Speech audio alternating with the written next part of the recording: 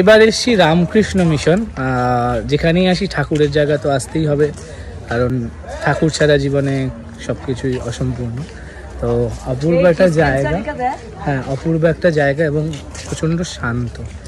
Actually মায়ের একটু সমস্যা হচ্ছে, বমি বমি পাচ্ছে, তো ভাবছি এখানে বললো ডিসপেন্সারি আছে, তো একবার একটু দেখিয়ে নিলে ভালো হয়, তো দেখিয়ে নি। কালকে আবার এত দূর যাওয়ার ব্যাপার আছে, তো কালকেও এক জায়গায় গেছিলাম, জার্নি করেছি, বাড়ি এসেছি তখনও খুব মাথা যন্ত্রণা করছিল। কালকে সেই নিয়ে কাজ টাজ করেছি, রাত্রেবেলা ঠিকঠাক ঘুম ওঠেনি আমার কাজ। এবং ডক্টর বললেন যে এমন কোনো চাপের কিছু নেই, থ্যাংক গড।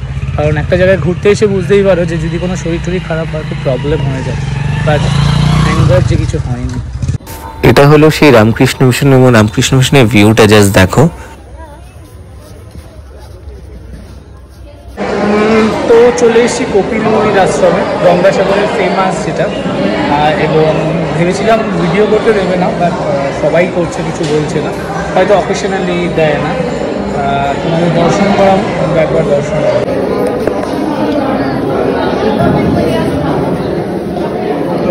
এইসব লোকদের নিয়ে আসলে মানে কেনাকাটার জন্য মানে সারা কি গো, কত টাকা শপিং করলে? শুরু হলো শপিং, বাহ আবার ব্যাগ কেনা হয়ে গেল। কত করে বলছে? এটা হলো ইভিনিং এর সাগর আরতি হচ্ছে কপিল মুনি আশ্রমের আরতি হওয়ার আগে। এভরিডে এই সাগর আরতিটা হয় সংক্ষিপ্ত।